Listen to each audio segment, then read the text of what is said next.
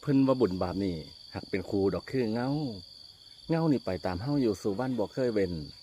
ขันเอาผ้ามันเล่นผ้ามันเต้นแลนผ้ามันแอนฟอนเงานั่นกะแอนน้ำยามเฮานั่งยองเงากะนั่งลงตาม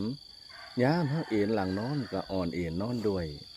หันเฮาโตนลงห่วยผู้ผาหลายลันขึ้นต้นไม้ผาล้านดานเขาเงาก็ติดต่อเกี่ยวเกาะเกี่ยวพันธนังบ่มีย่าเหมือนห่างไกลกันได้อันใดชั้นใดแท้คือจังบุญกับบาปมันหักติดต่อส่วนตามกลผู้เพิ่นถ้ำแท้แล้วสุขสบายดีพี่น้องๆลุงป้านาอากันระยะนายมีทั้งหลายอาเสาร์มื้อนี้ก็ตรงกับเสาร์วันพุธที่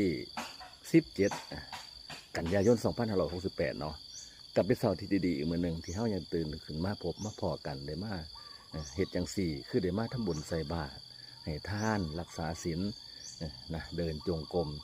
สลับนั่งสมาธิภาวนานะฝึกละนั่นที่ความเพลินพอใจในกิเลสตัณหาต่างๆที่มันเข้ามาทั้งผัสสะทั้งตาทั้งหูทั้งจมูกทั้งลิ้นทั้งกายทั้งใจนี่เพิ่นว่านี่นะทุกทั้งหลายเกิดมาจากตาหูจมูกลิ้นกายใจเกิดมาจากผัสสะของข้างนี่แหละครับเนาะสุขทุกข์เนาะความพอใจบ่พอใจความดีใจความเสียใจนี่เกิดมาจากผัสสะเพราะมีผัสสะเป็นปัจจัยจึงมีเวทนาเพิ่นว่านะเห็นไหมนี่อันนี้เป็นคำสอนพระพุทธเจ้านะครับปฏิจจสมุปบาทเนาะผัสสะทั้งตาหูจมูกลิ้นกายใจจะเกิด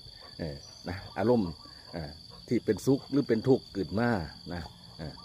จึงเกิดความพอใจความบ่พอใจเกิดมาจึงเกิดตัณหาเห็นบ่มีเวทนาเป็นปัจจัยกับมีตัณหาเป็นปัจจัยก็มีอุปทานความยึดได้นี่ยึดในอารมณ์ต่างๆเหล่านั้นเนาะนี่เข้าไปยึดไปเกาะไปเกี่ยวนะมีตัณหาผ้าเข้าไปหาอารมณ์ตรงนั้นอุปทานความยึด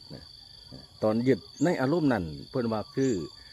อุปทานเพิ่นว่ามันคือฉันทะราคะคืออุปทานมันคือฉันทะราคะนี่ความเพื่อนพอใจเนาะในรูปในเสียงในกลิ่นในรสเนี่ยนะมันคือสังโยชน์นะมันคือเครื่องลอยลัดจิตใจของเฮามันเหตุให้เฮามีภพขึ้นมาเพราะมีอุปทานเป็นปัจจัยจึงมีภพมันว่าเพราะมีภพเป็นปัจจัยจึงมีชาติเป็นปัจจัยเพราะมีเกิดจึงมีตายเนาะมีเกิดก็สิมีเสื่อมไปเรื่อยๆแล้วก็มีดับโสกะปริเทวะทุกขโทมนัสอุปาญาสาทั้งหลายจึงเกิดขึ้นครบถ้วนนี่เห็นไหมนะอันนี้เป็นคำสอนพระพุทธเจ้านะครับปฏิจจสมุปบาทนี่คืออริยสัจสี่นะถ้ำอันเป็นอาศัยซึ่งกันและกันเกิดเนาะอนุโมทนาสาธุครับ